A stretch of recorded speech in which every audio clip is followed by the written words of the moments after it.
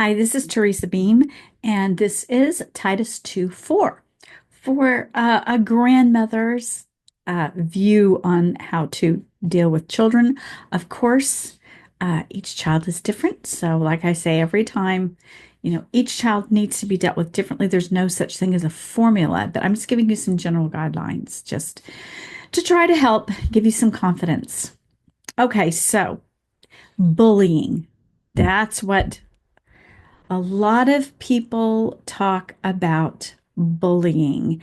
And the problem is there's a wide spectrum of what that means because there is the childhood bullying where children just get verbally teased to the point that it's just it's not nice. And then there's just teasing to the point of saying terrible things and threatening them. And then, of course, there is bullying where it's physical and people steal things or they won't let them pass and the children pass in the school halls. Then there can be bullying by adults to children. And it's sometimes very even abusive.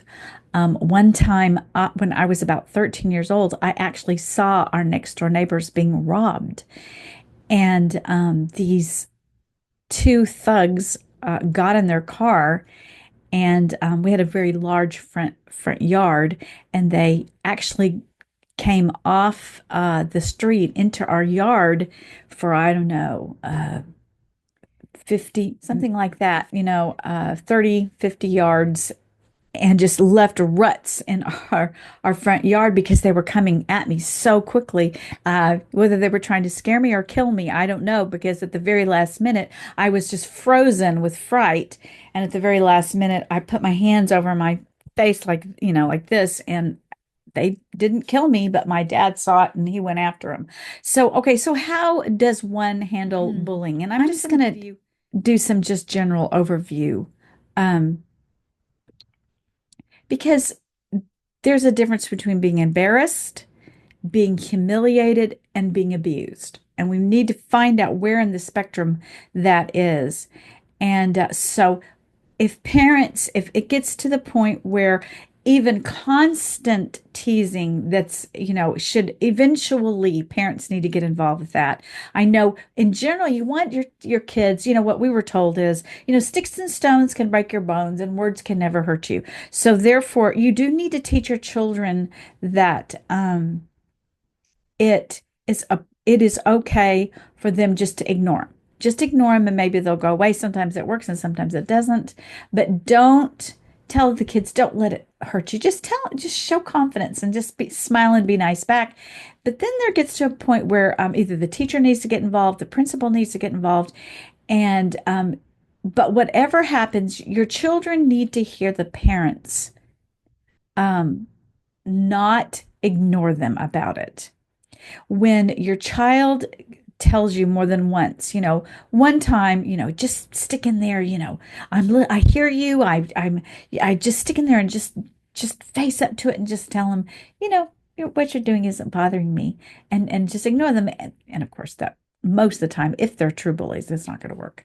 But after it's happened a couple of times, you need to get somewhere, do something. And it's because a child needs to know that you're aware of a situation, that you're not belittling the situation, uh, that you are not, because sometimes what happens with children who are who are more than just bullied, or maybe I should say they're bullied to the point where it's impeding them in some way. They need to know that you are not just making them face things that are not appropriate for their age. They need to know mom and dad are going to get involved. They need to know that they can trust their teachers and their parents and the adults. They do need to know that they should be able to even trust policemen, because that's what I was raised in. Now, again, that isn't always what actually happens, but do your very best. Listen to what happened to them and give them some, good advice how to handle it. But unfortunately, even okay, and of course, if it's abuse, you have to get involved. But if your child is being constantly teased, and it's nothing much more than teased. Now, let me tell you, I was teased very much when I was a child in school, and I'm sure most of you know that were raised, especially in the 70s and 80s, when no one got involved.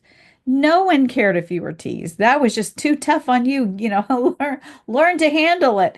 So, there's very little a parent can do about teasing.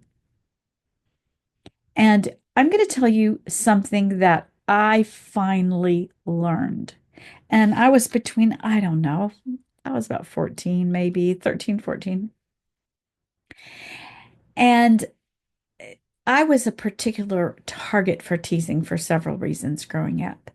But one thing, I just got so sick of it. And I thought, either I'm going to just hate school, either I'm going to hate people, or I'm going to learn to make the best out of it. And I heard when I was a little kid, there was a poster, make if you've been handed a lemon, make squeeze it and make lemonade. I think I had that poster someplace, when I was a child. What I decided to do, and I know this is super mature, and you can suggest it to your children, and it's going to take them a while because it sounds awful.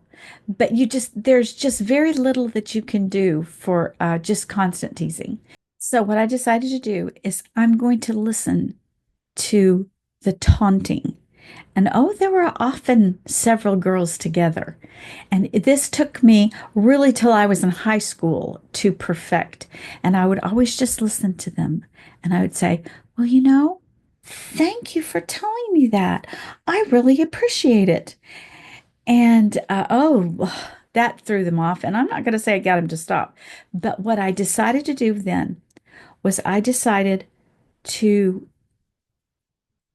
very carefully analyze what they were saying, because there were lots of girls that told me, this wasn't just one girl.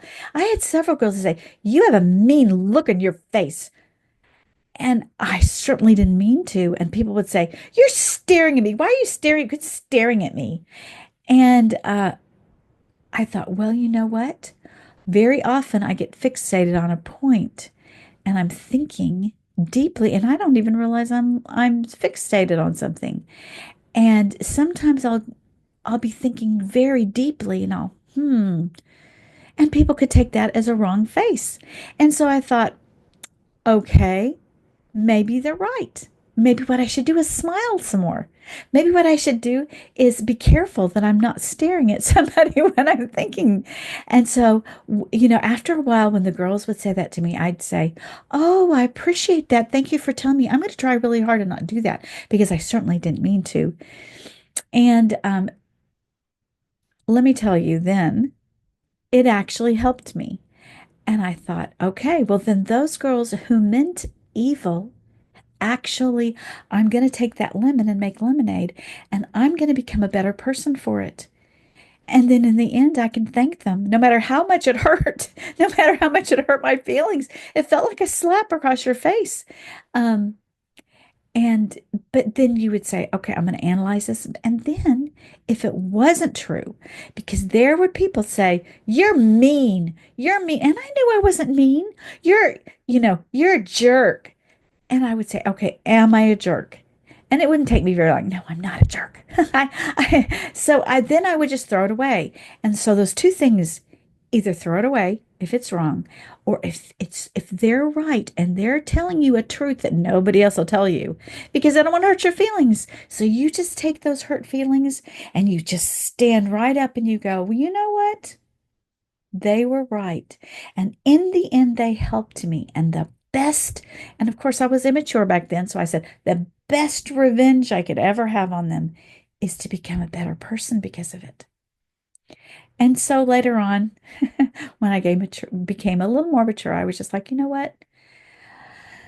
This isn't about revenge. This is just about being a Christian to even though those people, if they slap your face, the Lord says, just turn the other cheek.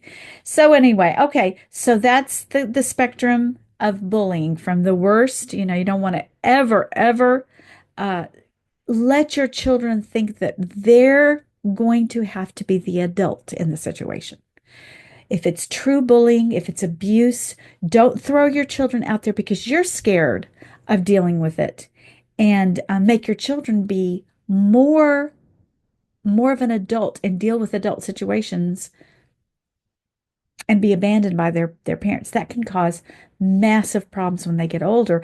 Abandonment issues. They're feeling that they can't trust anyone, trust issues and stuff.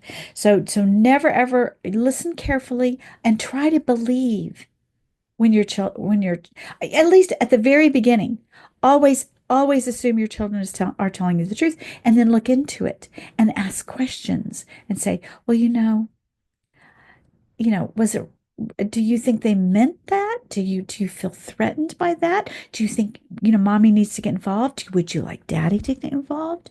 Would you like mommy to call the principal? And they may have experienced so many problems at school, they don't even trust the principal. They know the principal isn't going to do anything. So always make sure your children know that they are going to stand up for their children when it's a serious problem, because you don't want children to be abused. But if it's the little tiny things that they need to learn just to, because, there are just certain things you're just going to be teased about. If you happen to be very, very tall or very, very short or have a big nose or, there are all kinds of little things that, or you can't, for me, one of the things I was incessantly teased was that I was terrible at sports. I mean, I was not just terrible. I was terrified of sports. So I was always, when they would choose teams, I was always the one that was at the very last one that was never chosen. Okay, Teresa, you go to that side because they were the ones that chose first. So I was always, because I was just known because for being terrified of getting hit with a ball, and so I was teased a lot about that. And so those are the little things you're just gonna have to you're just gonna have to be strong about, and you can't take it out on other people. So anyway, okay, well, I think I've rambled on enough about that. God bless. Good parenting out there.